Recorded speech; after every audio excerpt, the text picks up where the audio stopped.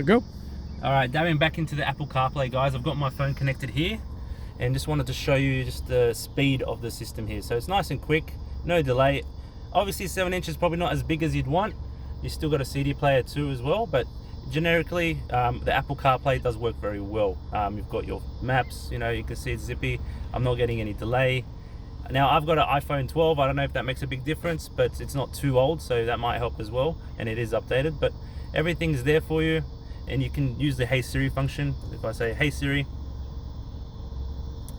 there we go, and you can basically say anything like, what's the temperature like today? The high temperature for today will be 31 degrees. Cool. And the So pretty functional. You can use it to send messages. You can use it to send, you know, voice messages as well. Call people. You know, even do something as silly as ask what movie times there is at night. So great functionality that pretty much any modern car will have nowadays. So you need this, in my opinion. And for those Android users, they haven't forgot about you. You guys also have Android Auto. So there you go. So just like Fatty, we've got him covered too. It's important. All right, awesome. All right, thanks, Paula.